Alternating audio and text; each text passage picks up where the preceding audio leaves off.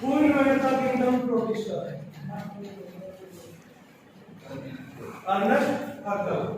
Ernest Haeckel invented the kingdom Protista. Now, any guesses? He studied for many years about Protestants.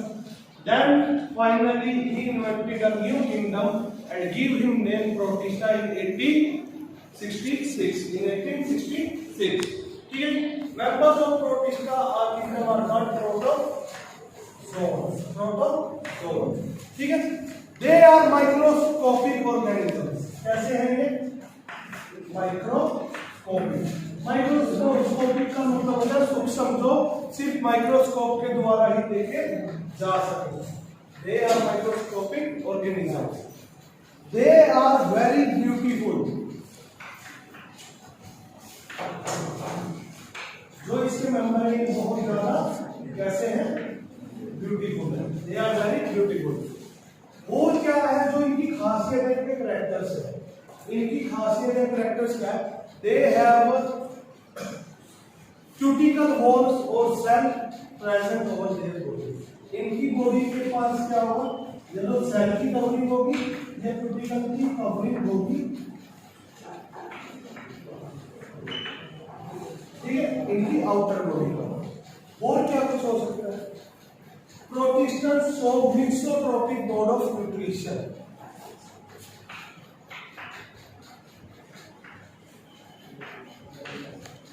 अब autotrophic भी सुना था, heterotrophic भी सुना था, मिक्सोट्रोपिक क्या है?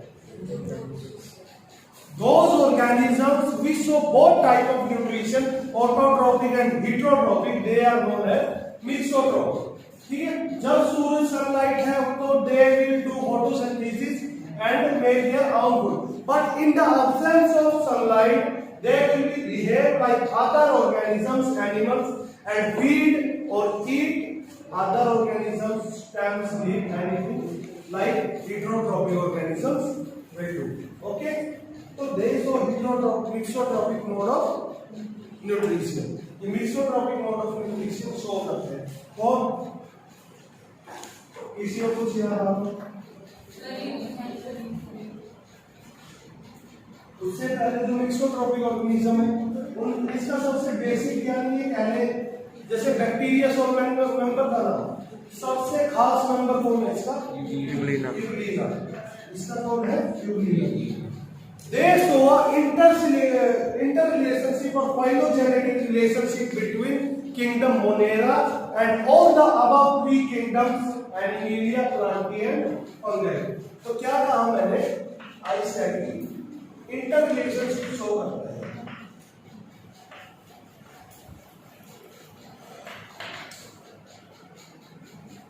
ये शो इंटररिलेशनशिप किसके साथ? With Monera and all the three higher kingdoms. कौन कौन से? Plantae, Animalia, and last one kingdom Fungi. So how they will show interrelationship? अब कुछ बच्चे नए आए हैं तो उन्हें नहीं पता कि इंटररिलेशनशिप कैसे होता है। दोबारा से बताता हूँ मैं।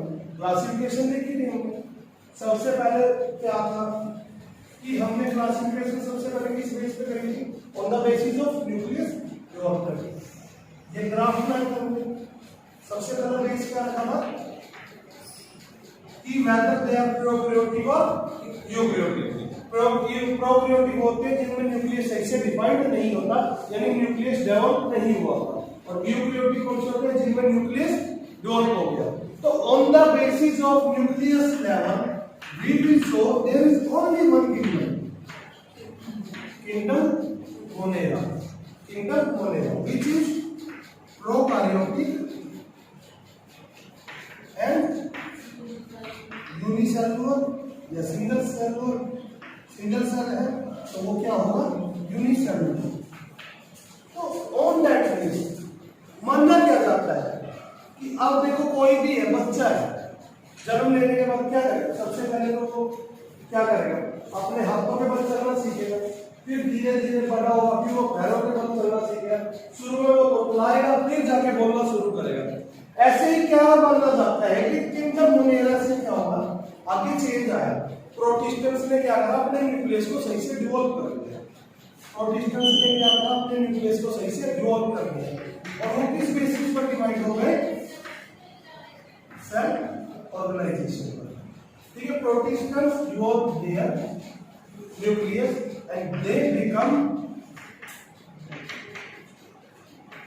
Eukaryotic unicellular. तो मोनेरा के साथ रिलेशन पता लग गया मुझे कि पहले क्या था, चलो जो सभी एनिमल्स थे मान लो कि मोनेरा के अंदर आते थे, फिर कुछ एनिमल्स ने क्या करा, अपने न्यूक्लियस को वेल डिफाइन कर लिया, सही से डिफाइन कर दिया और वो किसमें चले गए, प्रोटिस्टा में।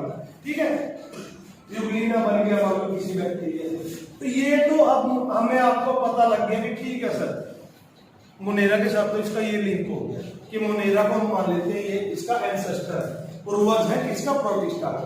तो अब उन तीनों के साथ क्या, अब यार एक बात देखो, अभी अगर इन्होंने अपने अंदर सेल डिवोल्व करा है, न्यूक्लियस डिवोल्व करा है, तो न्यूक्लियस डिवोल्व मान लो सारे ऑर्गेनिज्म जिनके अंदर न्यूक्लियस डिवोल्व सिंगल सेल यही है, तो जब वो मल्टी सेलुलर होए वो यही से तो निकले होंगे। अगर आप 7वीं सीढ़ी चढ़ रहे हो तो शुरू में तो फर्स्ट सेकंड पे गए होगे, तभी 4 5 6 आया होगा। सीधा ये तो है नहीं कि 1 से सीधा 6 आ गया, 1 से सीधा 6 तो आया नहीं होगा, सर्कुलर चला होगा 1 2 3 4 5 6। तो क्या कहा जाता है, प्रोटिस्टा से कुछ तो क्या बन गए, प्लांटी, जो कैसे थे ऑटोट्रोपिक थे, जो कैसे थे हेटेरोट्रोपिक थे, वो क्या किंगडम एनिमलिया में चले बन गए, कुछ किंगडम फंगी के अंदर बन गए जो कैसे थे, जिनका होलोजोइक मोड ऑफ न्यूट्रिशन है वो एनिमल्स में कन्वर्ट हो गए और जिनका सैप्रोफाइटिक मोड ऑफ न्यूट्रिशन है वो फंजाई में कन्वर्ट हो गए। तो ये चीज क्लियर समझ आ रही है कि इंटर रिलेशनशिप कैसे शो कर रहा है फंगी अपने other members, other partner kingdoms के साथ, प्रोटिस्टा कैसे इंटर रिलेशनशिप शो कर रहा है। क्लियर है, जो नए आए हैं उनको भी क्लियर है ये चीज। तो भाई क्लासिफिकेशन कैसे हुई थी, क्या समझा इसको,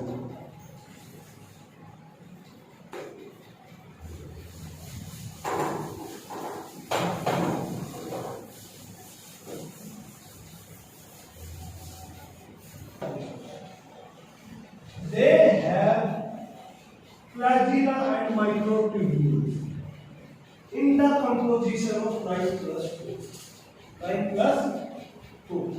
इनके पास क्या है, फ्लैजिला और माइक्रोट्यूब्यूल का, इनकी बॉडी कवर है फ्लैजिला और माइक्रोट्यूब्यूल से।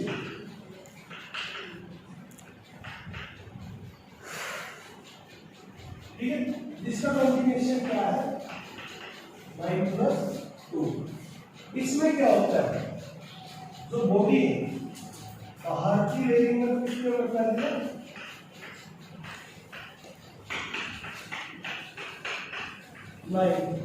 और जो अंदर माइक्रोट्यूब्यूल होगा उसके पास 2।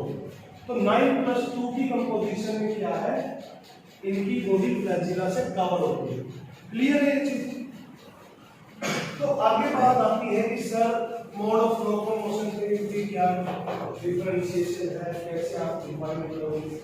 तो मोड ऑफ लोकोमोशन में इनको डिफाइन किया जाए on the basis of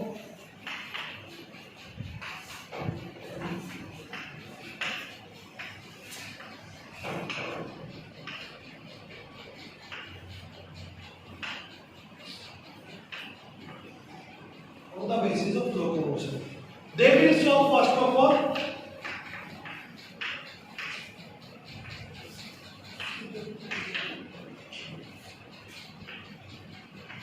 pseudopodial locomotion. Secondly, they will show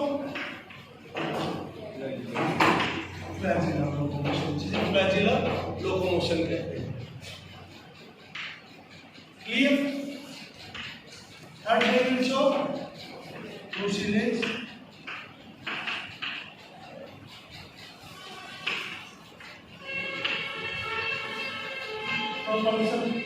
करते हैं शो ये, और कौन सी शो करते हैं ये, कौन सी सिलेरिक, सीलिया, जब क्या प्रेजेंट होगा, सीलिया। और एक और क्या I think wrinkling, fifth and the last one is व्रिंगलिंग।